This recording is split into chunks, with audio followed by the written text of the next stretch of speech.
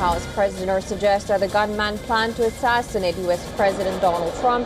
በኢራን ምክንያት ከውስጥ እየፈረሰ ያለው የትራምፕ አስተዳደር The White House says President Trump stands fearless following what it's calling a third assassination attempt. ትራምፕ ከግድያ ሙከራ አመለጡ። As part of the job, it is a dangerous.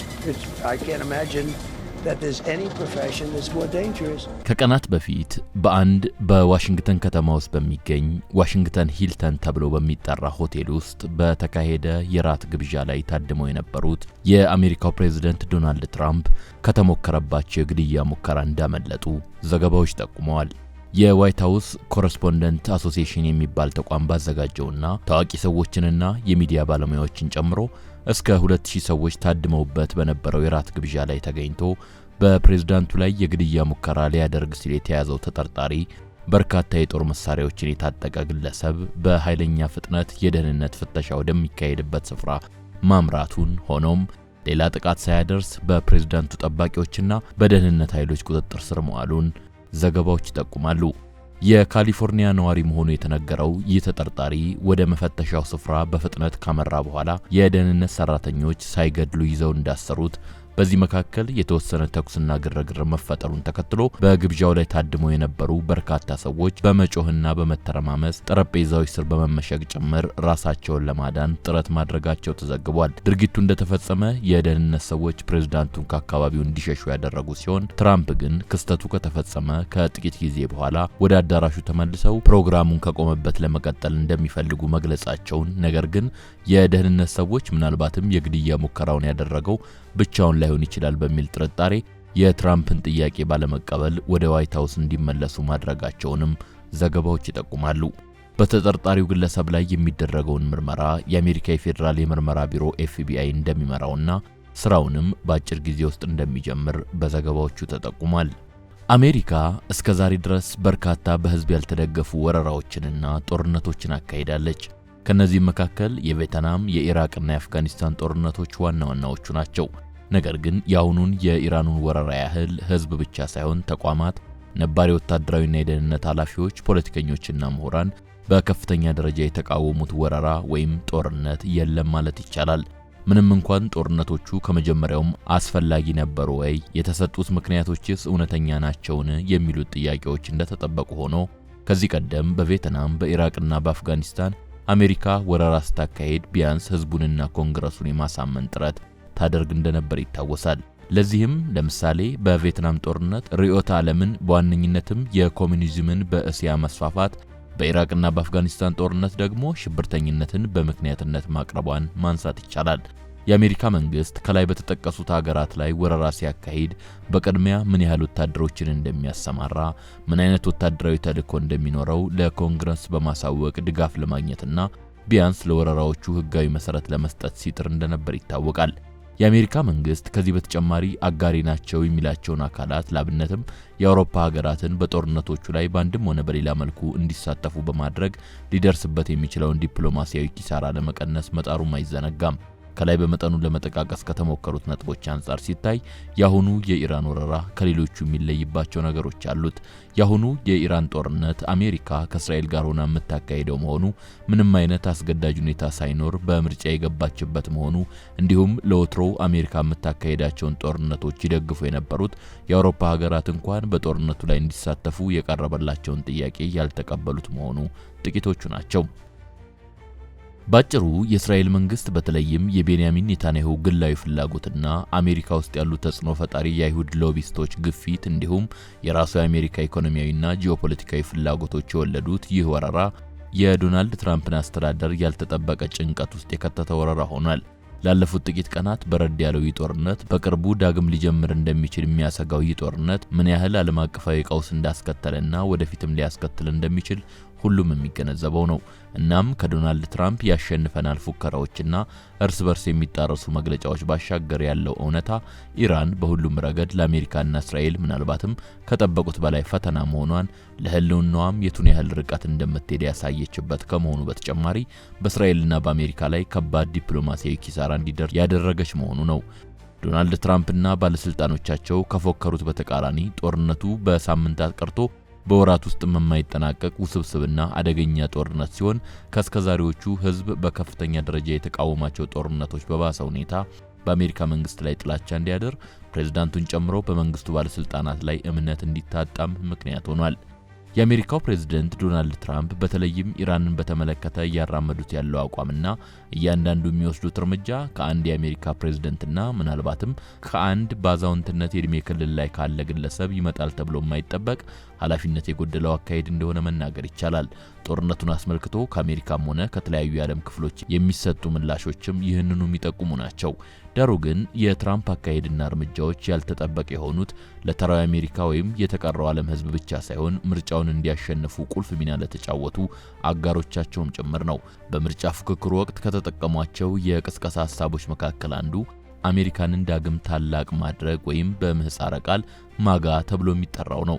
ይህን ሐሳብ ዶናልድ ትራምፕ ከ2016 አንስቶ ሲያቀነቅኑ የቆዩ ሲሆን በዚህ ሐሳብ ዙሪያ የተዋቀረውና ለዶናልድ ትራምፕ ከፍተኛ የምርጫ ቅስቀሳና የህዝብ ግንኙነት ስራ ሲሰራ የቆየው ማጋ እንደ ታከር ካርልሰን፣ ሜጋን ኬሊ፣ ማርጆሪ ግሪን እና ሌሎችንም ግለሰቦች ያቀፈ ነው። ዶናልድ ትራምፕ የዚህን ስብስብ አስተዋጽኦ አሜሪካ ፈርስት ወይም አሜሪካ ትቅደም በሚለው መፈክር አጅበው ሲያበቁ ሀገሪቱ የገባችበትን የማያልቁ ጦርነቶች ለማስቆም ለብዙሃኑ የአሜሪካ ዜጋ የኑሮ መሻሻልን ለማምጣትና አሜሪካ ቀድሞ የነበራትን የኃያልነት ደረጃ መልሳ እንድታገኝ እንደሚሰሩ ቃል ገቡ። ትራምፕ በተለይም የዴሞክራቲክ ፓርቲ የሚያራምዳቸውን ጸያፍ የሆኑ ማህበራዊ ፖሊሲዎችና ህጎች ከመሻር አንስቶ አንዳንድ ጉልህ የሚባሉ ለውጦችን ተግባራዊ እንደሚያደርጉ ቃል መግባታቸውና ይህም ውድድሩን ለማሸነፍ ቀላል የማይባል አስተዋጽኦ እንዳደረገላቸውም አይዘነጋም።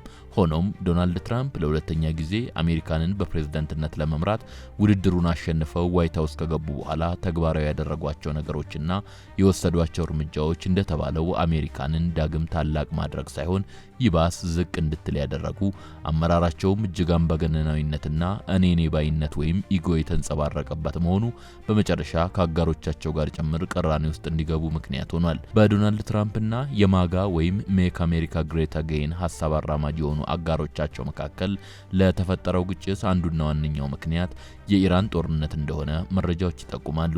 ሆኖም የኢራን ጦርነት ተቃውሞ ያስከተለው ከነዚህ ማጋ ተብለው ከሚጠሩት የማህበራዊ ሚዲያ ተጽዕኖ ፈጣሪ ግለሰቦች ጋር ብቻ ሳይሆን ከአሜሪካ ወጣት የህብረተሰብ ክፍልና ከወታደሮቻቸውም ጭምር ነው።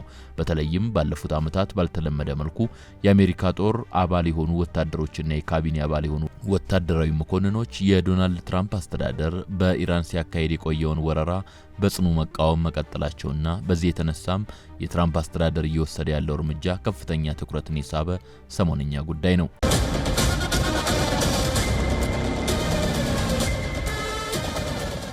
ለመግቢያነት ይህን ያህል ካልናችሁ ዘንድ በዛሬው የሳሎን ቲዩብ ጥንቅራችን ዶናልድ ትራምፕ በተለይም ለሁለተኛ ጊዜ የአሜሪካ ፕሬዝዳንት ሆነው ከተመረጡ በኋላ ያሳዩትን አመራርና አስተዳደራቸው የወሰዳቸውን እርምጃዎች ገና ወደ ስልጣን ከመምጣታቸው በፊት ሲናገሯቸው ከነበሩት ነገሮች ጋር በማነጻጸር እንዲሁም ከኢራኑ ወረራ ጋር በተያያዘ ከተለያዩ የማህበረሰብ ክፍሎችና እንደ ማጋን ከመሰሉ አጋሮቻቸው ዘንድ የተሰነዘሩባቸውን ትችቶችና ተቃውሞዎች በዝርዝር ለመዳሰስ እንሞክራለን። አዘጋጁ ታምራት መቻል ነው። አብራችሁን ቆዩ። የአሜሪካ የፖለቲካ ታሪክ ከዲሞክራቲክ ፓርቲም ሆነ ከሪፐብሊካን ፓርቲ የሚመረጡት ፕሬዝዳንቶች ከፖሊሲ አንጻር አንዳንድ ልዩነቶች ቢኖራቸውም የሀገሪቱን ጥቅም ያስጠብቃል ተብሎ በታመነበት ጉዳይ ላይ ግን ሁሌም አንድ አይነት አቋም እንደሚያራምዱ ያሳያል። ሆኖም ዶናልድ ትራምፕ ከዚህ ቀደም በፕሬዝዳንትነት ስልጣን ላይ ከነበሩ የዲሞክራቲክና የሪፐብሊካን ፓርቲ አባላት ጭምር የሚለዩባቸው ነገሮች አሉ።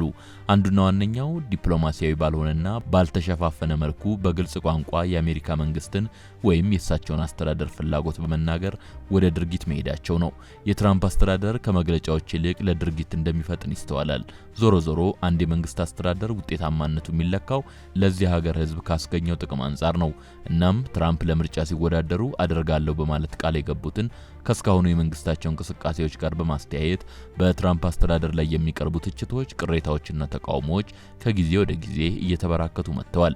በዚህ ረገድ በትራምፕ አስተዳደር ላይ የሰላ ትችት ከሚያቀርቡት ባለሙያዎችና ምሁራን መካከል ቤን ኖርተን አንዱ ነው። የዶናልድ ትራምፕ አስተዳደር አካሄድ በውሸት በተቃርኖና በግብዝነት የተሞላ ነው በማለት የሚያምነው ቤን አስተያየቱን በዝርዝር መረጃ በማስደገፍ ያቀርባል። ጋዜጠኛና ተንታኝ ቤን ኖርተን ዶናልድ ትራምፕ ነኝ የሚሉትን ያይደሉ አደርጋለሁ ብለው ከተናገሩትም በተቃራኒ የሰሩ ናቸው ብሎ የሚያምን ሲሆን ለዚህ በማስረጃነት ከሚያቀርባቸው መካከል ትራምፕ ለምርጫ ሲፎካከሩ ስለ ሰላምና አሜሪካ በየጊዜው ስለምትገባባቸው የማይቆሙ ጦርነቶች የተናገሩትንና በተግባር የታየውን ሁኔታ ነው። የሁለተኛ የፕሬዝዳንትነት የስልጣን ዘመናቸውን ከመጀመራቸው በፊት ባደረጉት ንግግር እኔ የሰላም ፕሬዝዳንት ፒስ ፕሬዝዳንት ነኝ ብለው ሲያበቁ በእሳቸው የስልጣን ዘመን አሜሪካ ጦርነቶች ውስጥ እንደማትገባ እንደሚሰሩ ሰላምና አንድነትን ፈጣሪ መሆንን እንደሚፈልጉ ተናግረው ነበር የሚለው ቤን ሐሳቡን ይቀጥልና ሆኖም ትራምፕ ሙሉ በሙሉ ዋሽተዋል። ትራምፕ ስለ ሰላም ከተናገሩት በተቃራኒ አሜሪካ በ2025 7 ሀገሮች ላይ ወረራና ጥቃት እንደፈጸመችና እነዚህም ሀገራት ቬንዙዌላ፣ ሶሪያ፣ ኢራቅ፣ ኢራን፣ ናይጄሪያ፣ የመንና ሶማሊያ መሆናቸውን ይገልጻል። ዶናልድ ትራምፕ በአንደኛና በሁለተኛ የፕሬዝዳንትነት የስልጣን ዘመናቸው ወቅት ጥቃት ያደረሱባቸው ወይም የወረሯቸው ሀገሮች በድምሩ 10 እንደሆኑና ይህም በአሜሪካ ታሪክ በስልጣን ላይ ከወጡት ፕሬዝዳንቶች ሁሉ ከፍተኛው እንደሆነ ያስታውሳል። ቀደም ሲል ከተጠቀሱት 7ቱ ሌላ ሊቢያ፣ ፓኪስታንና አፍጋኒስታን ላይ ወረራ በመፈጸም በሁለቱ የስልጣን ዘመናቸው እስካሁን 10 ሀገራት መውረራቸውንና ሌሎችንም ሀገራት የመውረር ፍላጎት ያላቸው መሆኑን በመጥቀስ ራሳቸውን የሰላም ፕሬዝዳንት ሲሉ መግለጻቸው አስቂኝ እንደሆነ ይናገራል። ዶናልድ ትራምፕ የኖቤል የሰላም ሽልማት ሊሰጠኝ ይገባል በማለት ይከራከሩ እንደነበርም የሚታወስ ሲሆን ይህም ነገሩን ይበልጥ አስቂኝ ያደርገዋል።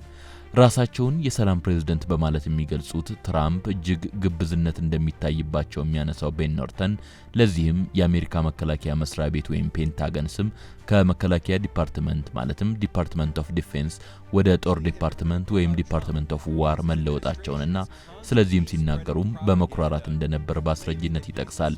በእርግጥ ይህ ተቋም እስከዛሬ በተግባር ሲያሳይ ከነበረው ጦረኝነት አንጻር ያሁኑ ስሙ በትክክል ይገልጸዋል ይልና ስለ ሰላም የሚሰብኩት ትራምፕ ቬንዙዌላን በወረሩ ማግስት የአሜሪካ ወታደራዊ በጀት ከ1 ትሪሊየን ወደ 1.5 ትሪሊየን ለማሳደግ ፍላጎት እንዳላቸው ገልጸው እንደነበርም ያስታውሳል። ከዚህም ባሻገር ትራምፕ ለምርጫ ሲወዳደሩ ቃል ከገቧቸው ነገሮች መካከል የአሜሪካንን የውስጥ ዕዳ ለመቀነስ እንዲሁም ሌሎች የመንግስት ወጪዎችን ለመቀነስ በሚል ዶጅ የሚባል ድርጅት በማቋቋም ኢለን መስክን በኃላፊነት ቢሾሙም የአሜሪካ የውስጥ ዕዳም ሆነ ይቀንሳሉ የተባሉት የመንግስት ወጪዎች ጭራሽ ከቀድሞ ጨምረው መገኘታቸው የትራምፕ አስተዳደር የሚለውና የሚያደርገው ፍጹም ለየቅል ስለመሆኑ ያሳያል በማለት ሐሳቡን ያጠቃልላል። Trump declared that he would be a peacemaker. ዶናልድ ትራምፕ የውጭ ፖሊሲያቸውን ማለትም ከአጋሮቻቸው ከኢራን ወይም ከመላው ዓለም ጋር የሚኖራቸውን ግንኙነት በማስፈራራትና ጦርነት የገጠሟቸውን ሀገራት ለማጥቃት ምንም ነገር ከማድረግ ወደ ኋላ እንደማይሉ በመግለጽ ላይ የተመሰረተ ስልት እንደሚከተሉ ይህም ማድማን ቲዮሪ ተብሎ እንደሚጠራ አንዳንድ በዚህ ዙሪያ አስተያየት የሚሰጡ ባለሙያዎች ይናገራሉ። እንደ ባለሙያዎቹ ገለጻ ጽንሰ ሐሳቡን ያመጡት የቀድሞ የአሜሪካ ፕሬዝዳንት የሆኑት ሪቻርድ ኒክሰን ሲሆኑ ሀገራቸው ከቪየትናም ጋር ታካሂደው በነበረው ጦርነት ላይ ኒውክሌር ቦምብ መጣልን ጨምሮ በቪየትናም ላይ ማንኛውንም አይነት የከፋ እርምጃ እንደሚወስዱ በመግለጽና በኃይል በማስፈራራት የሚፈልጉትን ጥቅም ለማግኘት የተጠቀሙበት ስልት ነው ማድማን ቲዮሪ። ዶናልድ ትራምፕ አሜሪካ ከእስራኤል ጋር በመሆን በኢራን ሃይማኖታዊ መሪ አያቶላህ አሊ ኻሜኒና ባለስልጣኖቻቸው እንዲሁም በኢራን ወታደራዊ ተቋማት ላይ ድብደባ ካደረሱ በኋላ የሰጧቸው መግለጫዎች በሙሉ በዚህ ስልት የተቃኙ እንደነበር ነው ባለሙያዎቹ የሚናገሩት። ትራምፕ ኢራን የሆርሙዝን ሰርጥ ካልከፈተችና አሜሪካና እስራኤል የሚፈልጓቸውን ነገሮች ካላደረገች እጅግ የከፋ እርምጃ እንደሚወስዱ በከፍተኛ እብሪት የተሞሉ መግለጫዎችን መስጠቱንም ተያይዘውት ከርመዋል። ከነዚህም ውስጥ አንዱ የኢራንን ስልጣኔ እንደሚያወድሙ የዛቱበት ይጠቀሳል። አንድ የሆነ ወቅት ላይ ከኢራን ጋር የተኩስ አቁም ስምምነት እንዳደረጉ ከተናገሩት ጥቂት ጊዜ በኋላ ተመልሰው ደግሞ ዛሬ አንድ ስልጣኔ ይወድማል በማለት ሲያስፈራሩም ተሰምተዋል። ይህን ካሉ በኋላ ደግሞ መልሰው ስለ ተኩስ አቁም ስምምነት ሲናገሩ መሰማታቸው የማድማን ቲዮሪን እንደ ስልት ለመከተላቸው ማሳያ ነው ይላሉ ባለሙያዎቹ በገለጻቸው። ባለሙያዎቹ በማከል ስልቱ ግን ለዶናልድ ትራምፕ የጠበቁትን ያህል ውጤት እንዳላስገኘላቸው እንዲያውም በተቃራኒው አንዳንድ ያልታሰቡ አሉታዊ ውጤቶችን በራሳቸው ላይ እንዳስከተለባቸው ይናገራሉ። ከሁሉ በላይ ግን ዛሬ አንድ ትልቅ ስልጣኔ ይጠፋል ሲሉ እንደዋዛ የተናገሩት ነገር ቁልፍ የፖለቲካ አጋሮቻቸው ከሆኑት የማጋ ጥምረት አባላት ጋር ሳይቀር እንዳጋጫቸው አይዘነጋም።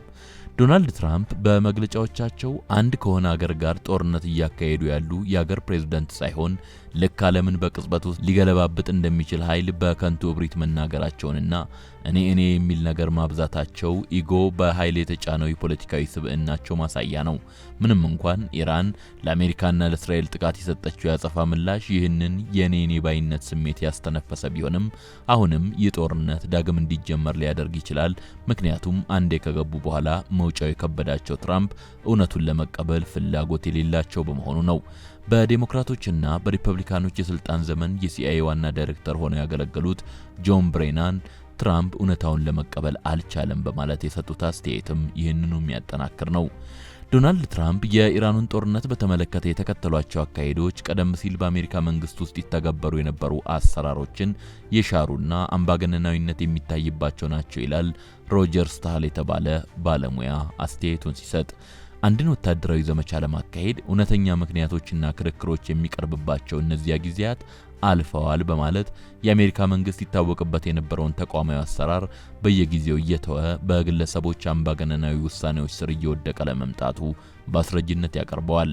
ኢራን ምንም እንኳን በወረራው ምክንያት ቀላል የማይባል የሰብአዊና ቁሳዊ ጉዳት የደረሰባት ቢሆንም ለእያንዳንዱ ከአሜሪካና ከእስራኤል ለሚሰነዘርባት ጥቃት ተመጣጣኝ አጸፋ መስጠቷን በአድናቆት የሚያነሱ ብዙዎች ናቸው። በአንጻሩ የአሜሪካ መንግስት ባለስልጣናት በተለይም እንደ ፒት ሄግሴዝ እና ማርኮ ሩቢዮን የመሳሰሉት የሚሰጡት መግለጫ ይዘትና አሜሪካ ጦርነቱን አስመልክቶ ስትጠቀም የቆየችው የፕሮፓጋንዳ ስልት በእጅጉ እየተተቸ ይገኛል። የኢራን መንግስት በየሀገሩ የሚገኙ የኤምባሲ ጽህፈት ቤቶች ጦርነቱን በተመለከተ በማህበራዊ ሚዲያ ላይ የተለያዩ ይዘቶችን እንዲለጥፉ መፍቀዱን ተከትሎ እየተለቀቁ ያሉ ነገሮች የኢራን የፕሮፓጋንዳ ስልት ከአሜሪካና እስራኤል የተሻለ ስነ ስርዓት የሚታይበት እንደሆነ በዚሁ ዙሪያ አስተያየት የሚሰጡ ባለሙያዎችና ምሁራን ይናገራሉ። ለምሳሌ የኖርዝ ካሮላይና ዩኒቨርሲቲ ፕሮፌሰር የሆኑት ማሬዲት ክላርክ ከዚህ ቀደም ስለሷ ከነበረው በተለየ መልኩ ኢራን ከአሜሪካ የተሻለ ስርዓት ያለው የፕሮፓጋንዳ ስልት ትከተላለች የሚል አስተያየትን ሰጥተዋል። የዶናልድ ትራምፕ አስተዳደር እስካሁን ድረስ የአገር ውስጥ ፖለቲካው ላይ የወሰዳቸውን እርምጃዎችና ትራምፕ የኢራንን ጦርነት የያዙበትን መንገድ አስመልክቶ የአሜሪካ ሕዝብ ምላሽ ምን እንደሆነ የሚፈትሹ ጥናቶች ሲካሄዱ ቆይተዋል። ላብነትም አንድ ፒው ሪሰርች ሴንተር በተባለ ተቋም የተካሄደ ጥናት ከ10 ሰዎች 6ቱ ትራምፕ የኢራንን ጦርነት የያዙበት መንገድ ትክክል እንዳልሆነ ያምናሉ። በአሁኑ ወቅት ለእስራኤል የሚሰጠው ድጋፍ ከምንጊዜውም በላይ ዝቅተኛ መሆኑን ነው ተቋሙ ያወጣው የጥናት ውጤት የሚያሳየው። የኢራን ጦርነት ድጋፍ ያላገኘው ከህዝቡ ብቻ ሳይሆን ትራምፕን ለሁለተኛ ጊዜ ለፕሬዝዳንትነት ስልጣን እንዲበቁ ቁልፍ አስተዋጽኦ ካደረገው የማጋ ስብስብና ከወታደሩ ክፍል አባላትም ጭምር ነው። ዶናልድ ትራምፕ በሀገር ውስጥ ተገብራቸዋለሁ ያሏቸውን ነገሮች ትተው እንዲያውም ቀደም ሲልም ጀምሮ የነበሩትን ችግሮች የሚያባብሱ አዳዲስ እርምጃዎች መውሰዳቸው እንዲሁም ተቃውሞውን ችላ ብለው የኢራንን ጦርነት መጀመራቸውና ለመላው ዓለም አደገኛ የሆኑ መግለጫዎችን መስጠታቸው በማጋ ስብስብ ዘንድ ከፍተኛ ነቀፌታና ትችት እንዲደርስባቸውና በመጨረሻም እንዲጋጩ ምክንያት ሆኗል። ከኢራን ጦርነት ጋር አብዛኞቹ የማጋ አባላት ዶናልድ ትራምፕን አሁንስ አበዛኸው እንዲሉ ያደረጋቸው ዛሬ አንድ ትልቅ ስልጣኔ ይወድማል የሚለው የትራምፕ ዛቻ ያዘለ መግለጫ ነው። ይህን መግለጫ ተከትሎ ተከር ካርልሰን፣ ሜጋን ኬሊ፣ ካንዴስ ኦዌንስ፣ አሌክስ ጆንስ እና ማርጆሪ ቴይለር ግሪን በትራምፕ ላይ የሰላ ትችትና ነቀፋን ከማሰማት ጀምሮ ከስልጣን እንዲወርዱ ጭምር እስከ መጠየቅ የደረሱ መግለጫዎችን በማህበራዊ ሚዲያ መድረኮች ላይ አሰምተዋል። ይህ ትችት ራሳቸውን መልሰው እንዲያዩ ከማድረግ ይልቅ በኃይል ያበሳጫቸው ትራምፕ በሁለቱም የምርጫ ፍክክራቸው ላይ በተለይም ደግሞ በሁለተኛው የምርጫ ፍክክር ወቅት ለማሸነፋቸው ቁልፍ ሚና የተጫወቱላቸውን አጋሮቻቸውን ትሩዝ ሶሻል በተባለው የማህበራዊ ገጽ አድራሻቸው ላይ በለጠፉት ከ400 በላይ ቃላት ባሉት ጽሑፋቸው በአደባባይ መሳደብ መርጠዋል። ዶናልድ ትራምፕ ቀደም ሲል የተጠቀሱትን የማጋ አባላት ዝቅተኛ አእምሮ ደረጃ ያላቸው፣ ርካሽ ታዋቂነትን የሚሹ በሚሉና ሌሎችም የዘለፋና የስድብ ሐረጎች በመግለጽ የእሳቸው ጠንካራ ደጋፊና አጋር ናት የምትባለውን የማጋ አባል ማርጆሪ ቴይለርን ደግሞ ከሃዲ ሲሉ መሳደባቸው ተዘግቧል። ዶናልድ ትራምፕ ከዚያም በኋላ የማጋ አባላትን በተመለከተ የተናገሯቸው ነገሮች በማጋ አባላት መካከል መከፋፈል እንዲፈጠርና እሳቸውም በዚህ ስብስብ ውስጥ ከነበሩ ቁልፍ አጋሮቻቸው ጋር ግጭት ውስጥ እንዲገቡ ምክንያት ሆኗል። ይህም የትራምፕ መንግስት ከውስጥ መፍረስ የመጀመሩ አንድ ምልክት ነው ማለት ይቻላል። በመግቢያችን ላይ እንደተጠቀሰው በዶናልድ ትራምፕ ላይ የግድያ ሙከራ ስለመካሄዱ መረጃዎች እየወጡ ሲሆን ክስተቱ እውነተኛ ወይም በትራምፕ የደህንነት ሰዎች የተቀነባበረ ይሁን ለጊዜው መለየት አልተቻለም። ትራምፕ በተለይም ከኢራን ወረራ ጋር በተያያዘ በአሜሪካውያን ብቻ ሳይሆን በዓለም ሕዝብ ዘንድ ጭምር ተቀባይነታቸው በኃይል እየተሸረሸረ ከመምጣቱና ድርጊታቸውን ብዙ ጠላት ሊያፈራላቸው ቢችል አስገራሚ አይደለም። ዳሩ ግን በአዳራሹ ውስጥ ተኩስ ከተከፈተ በኋላ እንኳን በትራምፕ በኩል የታየው መረጋጋት የደህንነት ሰዎች ወደ ሌላ ስፍራ እንዲሄዱ ሲነግሯቸው፣ እሳቸው ግን ምንም እንዳልተፈጠረ ፕሮግራሙን ካቋረጥኩበት ሊቀጥል ማለታቸው ተጠርጣሪው በርካታ የጦር መሳሪያዎችን የታጠቀ ስለነበር እስከዛሬ ታይቶ የማይታወቅ ጥብቅ የደህንነት አሰራር ሊኖረን ያስፈልጋል ማለታቸው ፕሬዝዳንቱ አሁን ባሉበት ሁኔታ እሳቸው የታደሙበት ግብዣ ላይ ያን ያህል መሳሪያ የታጠቀ ሰው እንዴት ሰተት ብሎ ወደ አዳራሹ ሊገባ ቻለ? እንዴትስ ቀጥ ብሎ የደህንነት ፍተሻው የሚደረግበት ስፍራ ሄደ? የሚሉትን ጉዳዮች ማንሳት ነገሩን አጀንዳ ለማስቀየር ወይም ለሌላ ዓላማ ሆን ተብሎ የተቀናበረ ድራማ ሊሆን እንደሚችል መጠርጠር ብዙም ስህተት አይሆንም። ክስተቱ እንደተባለው እውነተኛ የግድያ ሙከራ እንኳ ቢሆን አሁን ያለውን የትራምፕ አስተዳደርን ከውስጥ የመፍረስ እውነታ የመሸፈን አቅም ግን አይኖረውም። አበቃን።